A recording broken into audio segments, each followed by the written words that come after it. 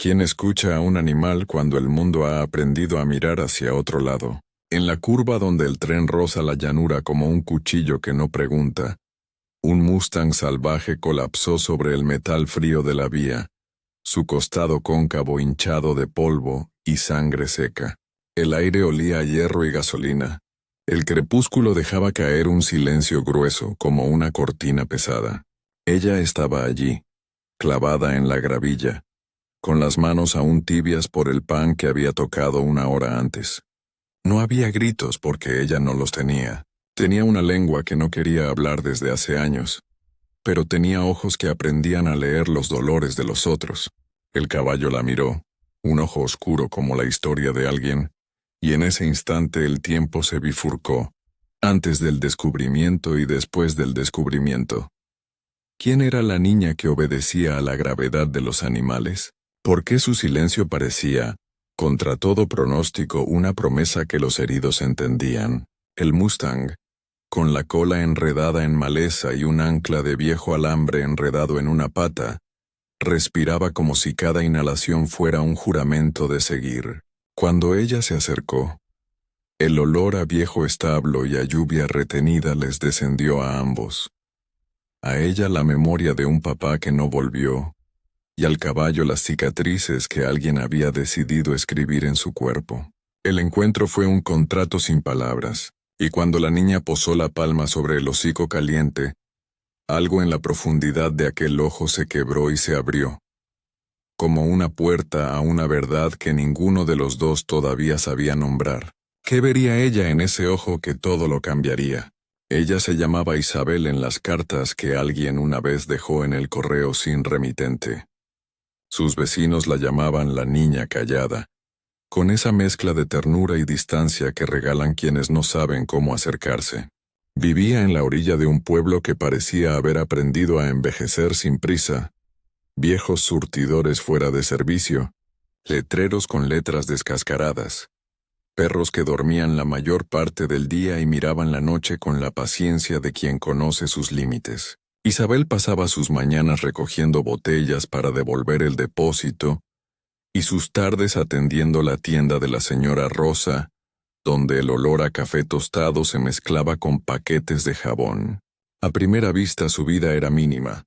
A segunda, estaba llena de pequeños rituales que nadie con prisa notaba. Colocar 3 monedas exactas sobre la repisa antes de cerrar, hablar con las plantas de la ventana para que resistieran la sequía, llevar un pañuelo azul al cuello que nadie sabía por qué llevaba. Había una herida en Isabel que no se contaba en palabras. Una tarde, hacía muchos otoños, su voz se había quebrado junto con la ventana de la cocina. No fue un accidente dramático, fue un silencio que se instaló como una piedra. Desde entonces, su mundo se ordenó en imágenes y sonidos diminutos. La arruga en la solapa del abuelo al saludar, la forma exacta en que el pan crujía al ser partido, el ritmo de las patas de un caballo que cruzaba la distancia, como una lección de soledad. Ella aprendió a decir lo que sentía con las manos, con la inclinación del cuerpo, con el modo en que sostenía la mirada. Por eso entendía a los animales mejor que a la mayoría de las personas. La honestidad única de un caballo, la manera en que negaba o afirmaba con las orejas, le hablaba en una gramática que no traicionaba. El pueblo vivía de la memoria de viejas haciendas y de la llegada esporádica de cazadores de tesoros. Había un ramal ferroviario en desuso, todavía con su traza clara, que algunos adolescentes usaban de atajo, y que los trenes de carga raramente cruzaban ahora, pero esa noche un convoy tardío cortó la espera como un zarpazo. En el margen de ese camino estaba el lugar donde Isabel solía ir a pensar, con un frasquito de vidrio atado a la cintura que servía para guardar migas o el olor de una tarde buena. Era una costumbre que había aprendido de su madre, guardar fragmentos de cosas bellas para no olvidar que habían existido. Cuando encontró al Mustang, las señales dieron vueltas alrededor de su pecho como un reloj a punto de estallar.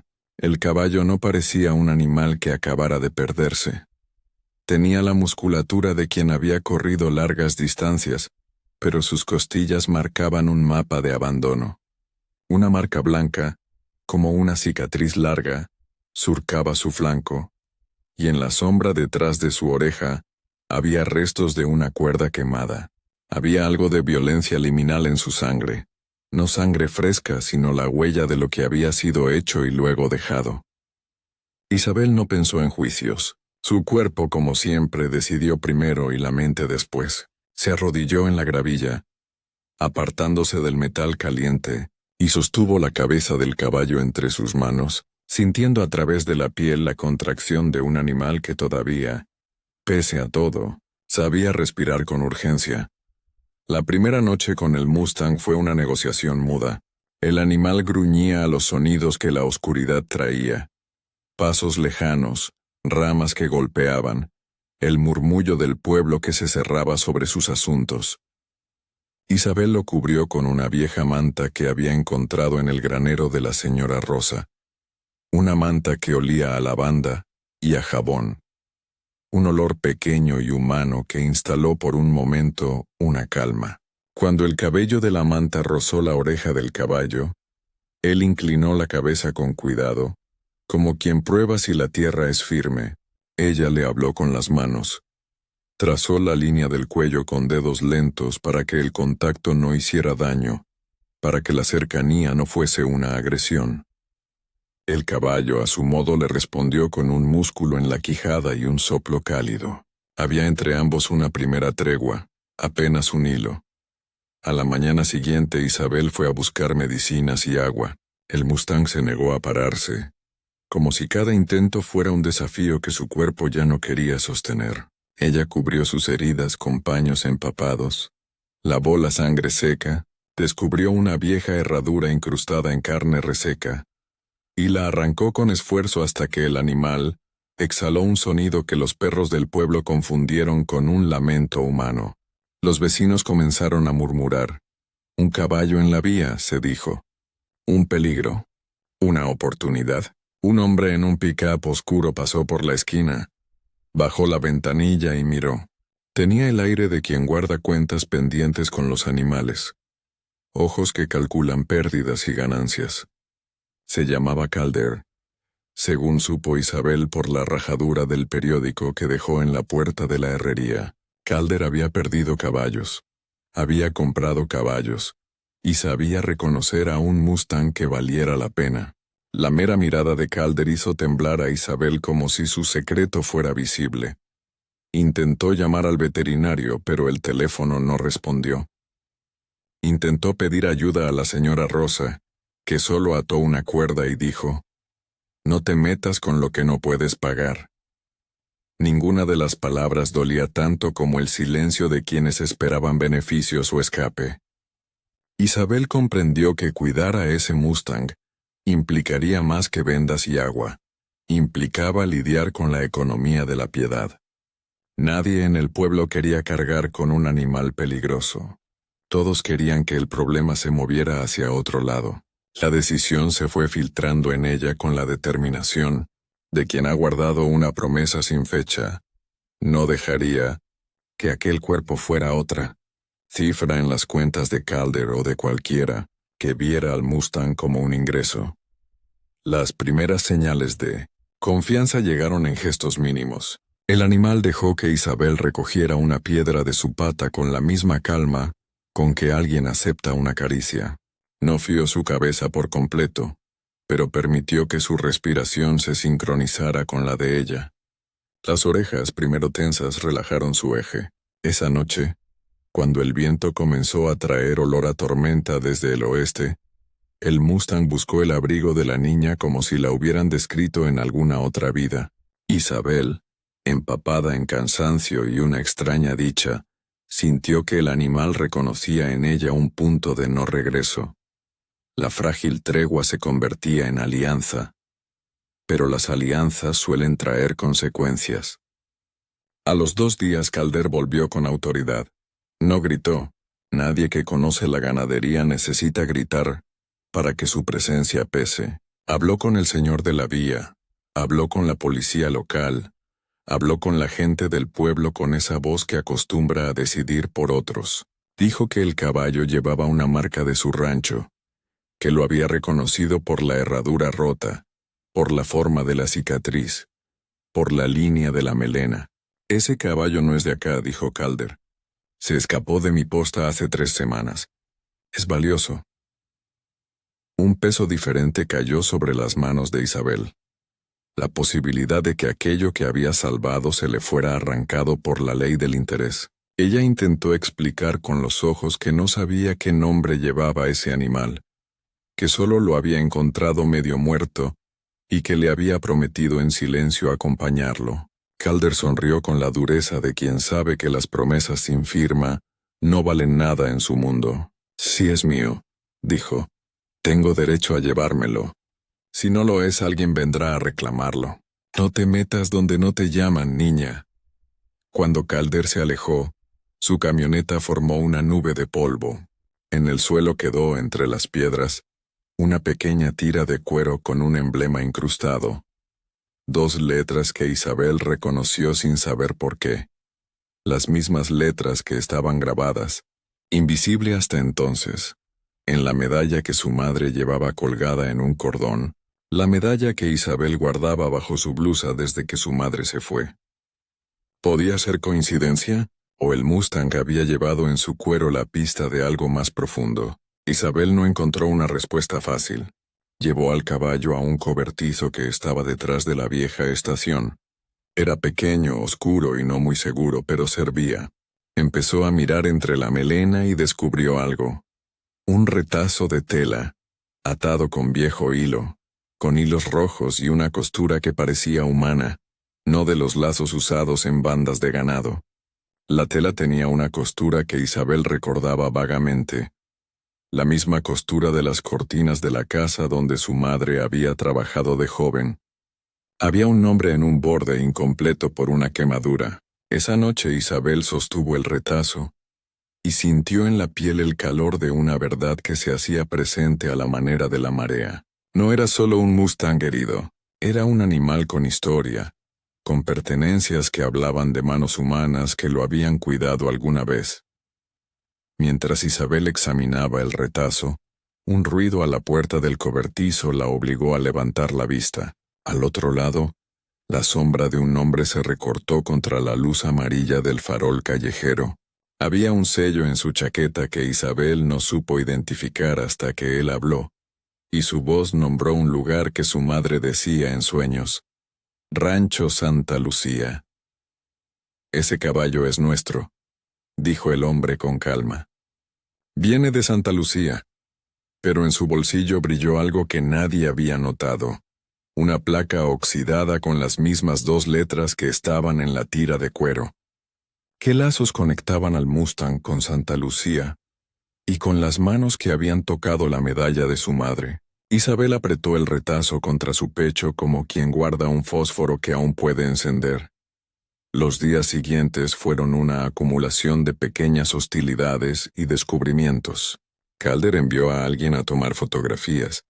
El hombre de Santa Lucía controló la pista con aparente desinterés. La policía pidió identificaciones. La gente formó bandos invisibles. Unos que querían ver al animal atendido en el pueblo, y otros que esperaban que la ley del más fuerte resolviera el problema. Isabel, que hasta ese momento se había movido entre los gestos, se encontró con la urgencia de una decisión. Si entregaba al Mustang, lo haría saber a manos que podrían curarlo o venderlo. Si lo ocultaba, estaría rompiendo leyes que no entendía bien, pero también resguardando algo que de pronto parecía suyo de un modo que la espalda no discute.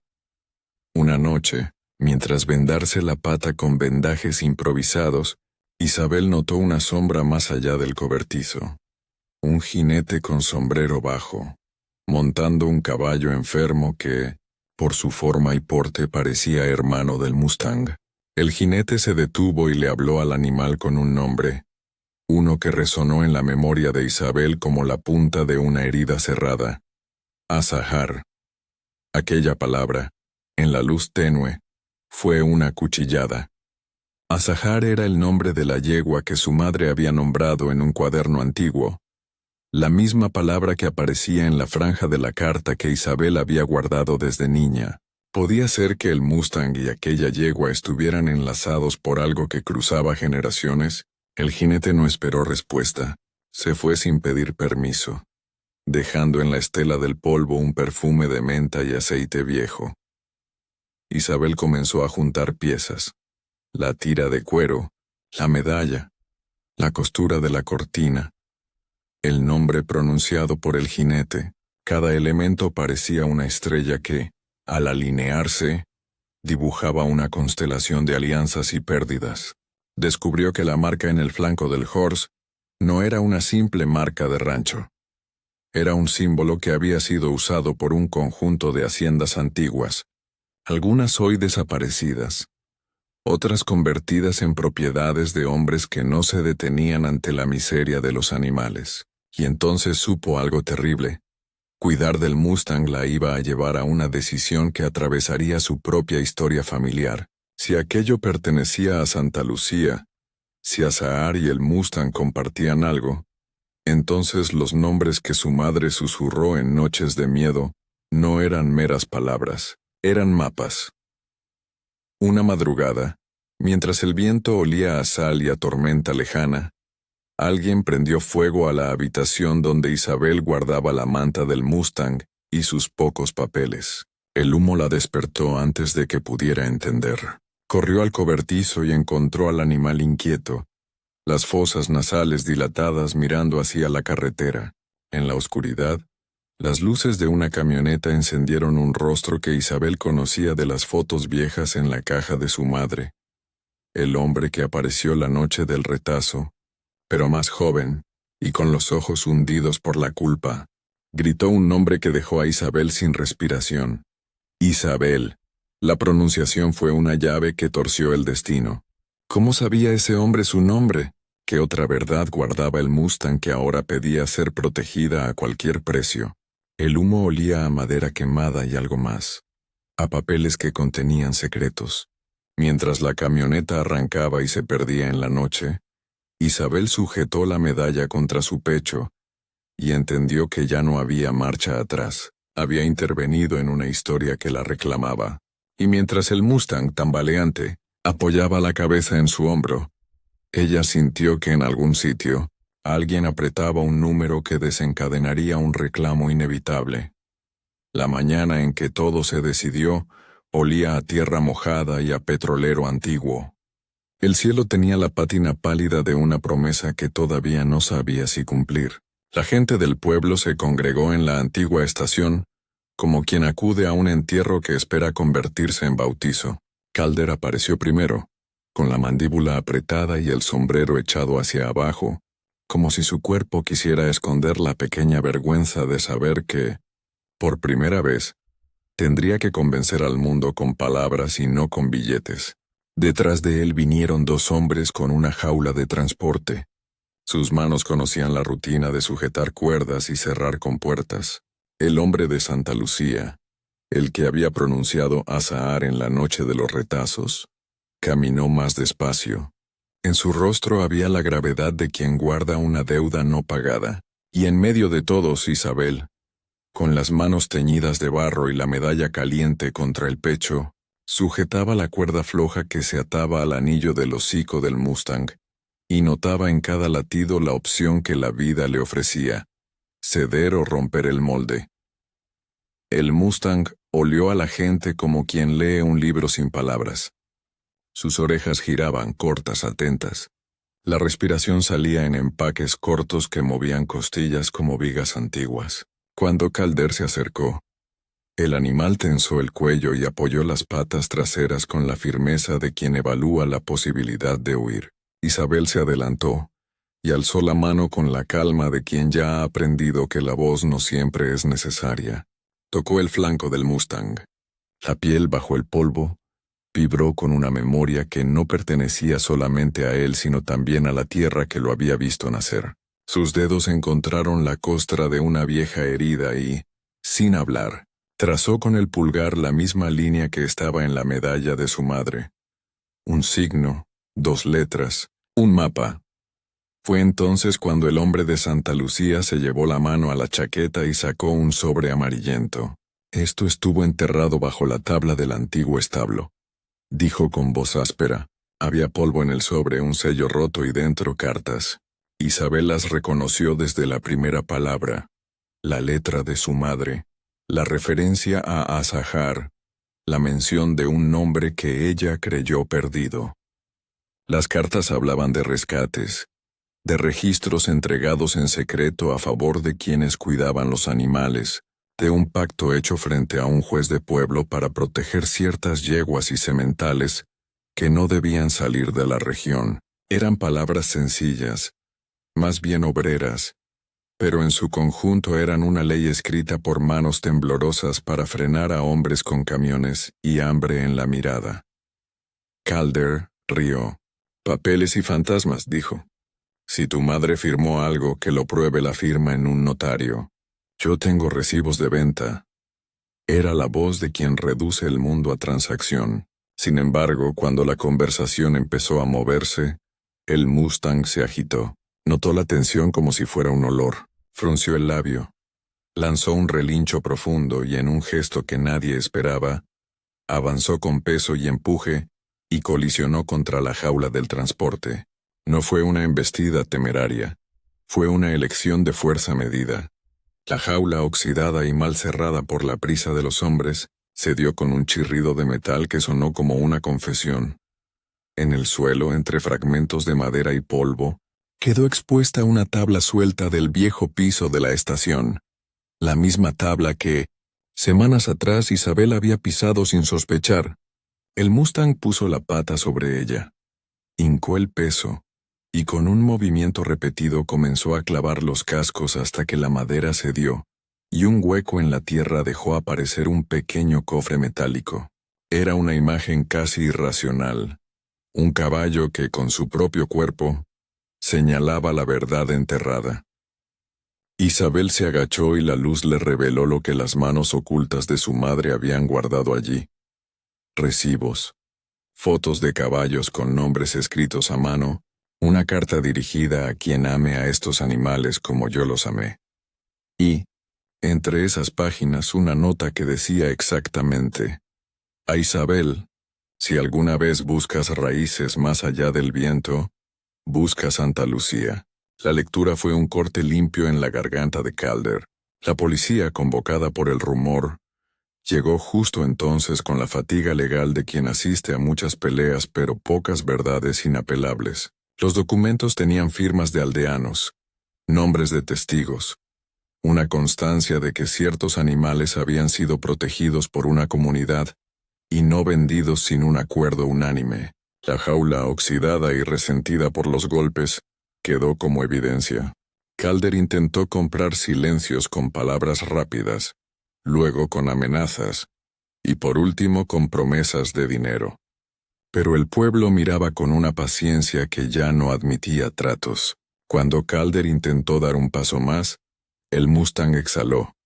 Elevó la cabeza y apoyó su frente contra el hombro de Isabel como quien pide permiso para creer. Fue un gesto simple y devastador. En la entrega de ese peso, la niña encontró toda la autoridad que le había faltado para sostener el mundo. El otro hombre, el de la chaqueta, cerró los ojos y dijo el nombre de la madre de Isabel, en un suspiro que no pedía perdón sino que exigía memoria. «No fui yo quien quemó tus papeles la otra noche», dijo, y la honestidad le dio voz a la culpa. «Los quemé yo porque pensé que así te protegería. No quería que Calder encontrara lo que tú hoy traes. No quería que la pelea vengara heridas viejas». Había en su voz algo que se rompía en dos: la ternura de quien amó a alguien y la batalla de quien traicionó por miedo. Isabel, que ya había aprendido a leer las historias en los objetos, extendió la mano y tomó la carta como quien recibe un testamento. El Mustang, mientras tanto, bajó la cabeza y empezó a olfatear con paciencia el hueco donde habían estado los papeles. Sus fosas nasales se abrieron y cerraron como abanicos. En sus movimientos había la dignidad de un animal que sabe que su especie y su libertad han tenido guardianes humanos. La tensión se liberó con la llegada de la oficial del pueblo, una mujer de manos grandes que había sido vecina en la infancia de Isabel. Leyó los documentos, hizo preguntas, miró a Calder y a los hombres con esa mezcla de cansancio y precisión que trae la ley. No prometió presas ni castigos, solo procedimientos. Pero el aire ya no era el mismo. Había una fuerza colectiva que protegía a quien había hecho lo correcto, aunque el lenguaje no le perteneciera. Calder, derrotado por una legalidad que no se compra en el momento y por la mirada cerrada de la gente, retrocedió, dio instrucciones secas, subió a la camioneta y se fue con la prisa de quien sabe que perdió más que un caballo. Perdió la tranquila impunidad de creerse dueño de las vidas. Y en ese instante, cuando la camioneta se perdió entre el polvo, el Mustang dejó caer un sonido, una especie de relincho entre la certeza y el alivio, y apoyó la cabeza en el hombro de Isabel. Ella, con las manos aún temblando, dejó la medalla sobre su pecho y permitió que la boca del animal rozara su mejilla. Fue un saludo antiguo, una promesa sellada entre pieles. La decisión se había impuesto, no por la ley únicamente, sino por la verdad que se había encontrado bajo una tabla, y por la lealtad que se había forjado en noches de vendajes y mantas. Los días que siguieron fueron para ordenar lo que la noche había desordenado. Reuniones en la alcaldía, trámites burocráticos que nunca son bonitos pero sí necesarios, visitas de voluntarios que traerían alimentos, y una doctora veterinaria que había escuchado la historia, y llegó sin preguntar por precios. El Mustang, que en la estación había mostrado la fuerza de su deseo de vivir, comenzó a recuperarse lentamente bajo cuidados que Isabel aprendió a dar con una ilusión seria. La doctora le enseñó a compresar las heridas, a preparar cataplasmas de hojas para la inflamación, y a reconocer cuando el animal decía basta. La comunidad, sorprendida por el valor de la niña silenciosa, fue cambiando el tono con que hablaban de ella. Ya no era la niña callada. Era la joven que había sostenido un juramento sin nombre. Vecinas que la habían visto con el frasquito de vidrio y la manta vieja, le trajeron mantas mejores. El señor de la herrería le regaló una sierra para reparar la tabla suelta de la estación. La señora Rosa preparó un estante con tarrinas de comida para el Mustang, como quien ofrece una bendición doméstica. Las cartas encontradas sirvieron para detener a Calder en la lógica del pueblo, pero no fueron un arma de venganza. Isabel insistió en que nadie sufriera por más de lo necesario. Su justicia fue lenta y con manos abiertas. No era la que representa la indiferencia de la ley, sino la que pone la vida primero.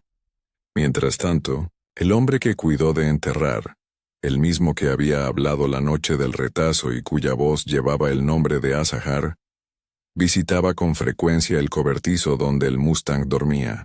Su presencia no traía orgullo sino una extraña redención. Le contaba a Isabel historias en voz baja, frases que ella recibía con los ojos. Cómo su madre había escondido animales durante tiempos en que los dueños vendían los potros a ferias lejanas. Cómo había firmado papeles para que ciertas crías crecieran en libertad. Cómo una noche, para protegerla, su madre había dejado al Mustang unas piezas de tela cosidas a mano con su nombre y la medalla sellada bajo una tabla. Las palabras caían con la lentitud de quien desentraña una madeja para que no se rompa. Isabel las escuchó y por primera vez en años pronunció su nombre en voz alta. No fue una voz completa, pero fue suficiente para nombrar su lugar en la historia. El Mustang respondió a los cuidados con gestos pequeños que eran, a la vez, grandes confesiones. A veces, cuando la tarde caía y el viento traía olor a heno, él se acercaba y rozaba su cuerpo contra la pierna de Isabel, como si agradeciera con la precisión de un reloj. Otras veces estiraba la cabeza hacia la vieja estación, mirando la vía como quien observa la posibilidad de irse sin renunciar. En sus orejas se leían preguntas antiguas. En sus ojos la paz que promete una pradera por recorrer. Asahar, la yegua mencionada en las cartas, apareció al cabo de algunas semanas. La encontró un grupo de muchachos en un potrero cercano, flaca pero viva, y la trajeron. Cuando la yegua vio al Mustang, su reacción fue humana. Un relincho que contenía reconocimiento y alivio. Se frotaron los cuerpos, intercambiando olores como si relataran los pasos de un viaje que los humanos apenas podían entender. Isabel, en ese tiempo, recibió visitas inesperadas. Gente que había perdido algo en la vida encontraba en su historia una resonancia. Una anciana que había sido maestra en los días de las cartas, le entregó a Isabel un cuaderno con recetas y nombres. Un chico que trabajaba en la oficina municipal le ofreció ayuda con los trámites legales.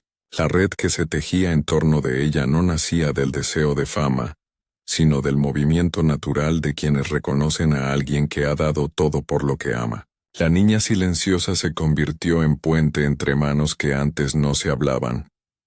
En las noches, cuando la estación quedaba vacía y solo el murmullo persistía, Isabel se sentaba junto al Mustang y le sacaba la manta, la colocaba sobre su lomo y, como si actuaciones pequeñas pudieran curar el mundo, le ataba la medalla con una cinta alrededor del cuello. El metal rozaba la piel del animal como una memoria.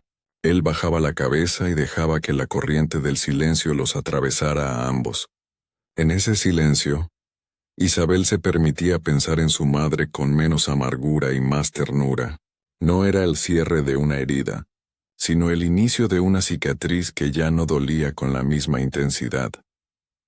El verano que vino después de las tormentas trajo una claridad que no era solo meteorológica.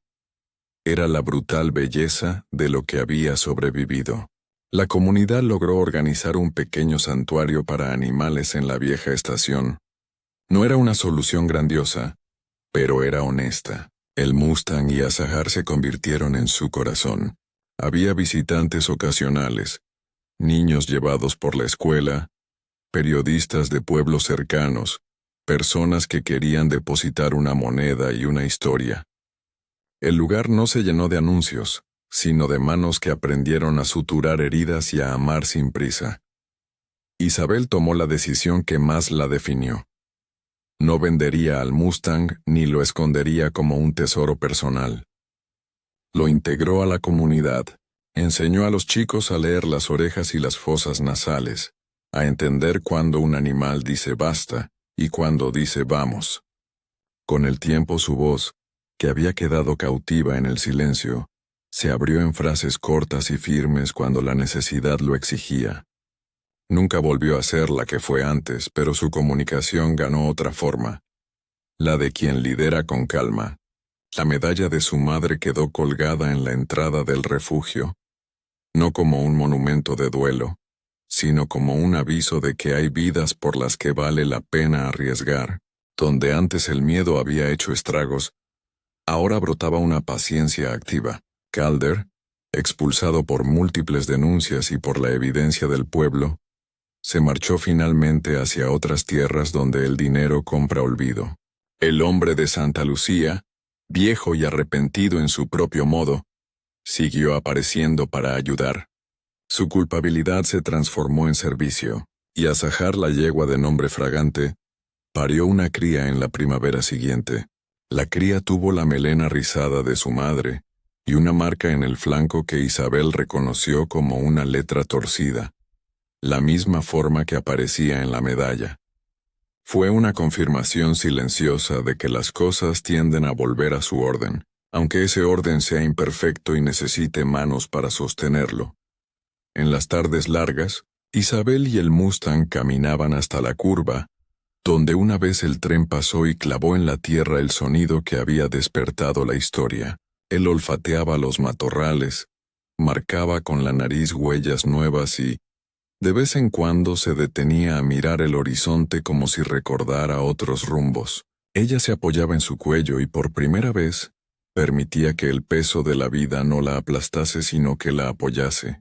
Las cartas de su madre permanecían en una caja, legibles y simples, custodiadas por manos que sabían que lo más valioso no era el papel, sino la verdad que contenía. La última escena, que se repitió muchas veces, fue una que nadie planeó. el Mustang. En la linde del prado al atardecer, se volvía una vez.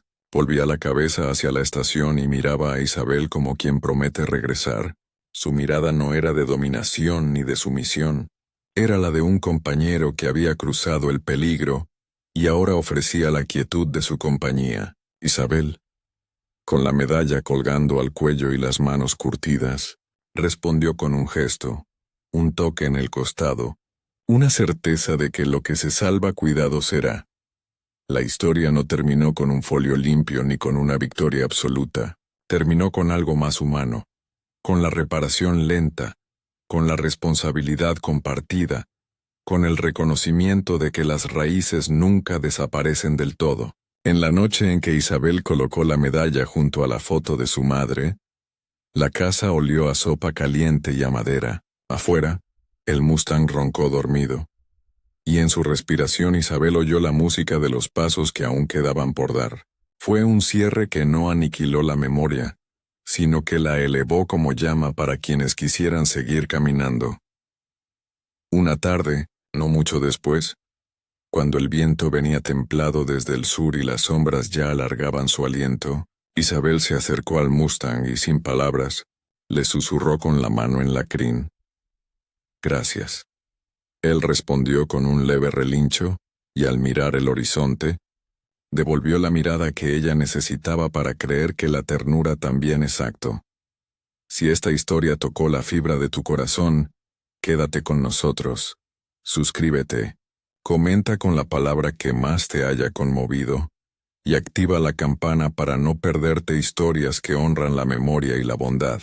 Comparte este video con alguien que crea en los segundos actos y en los vínculos que sanan.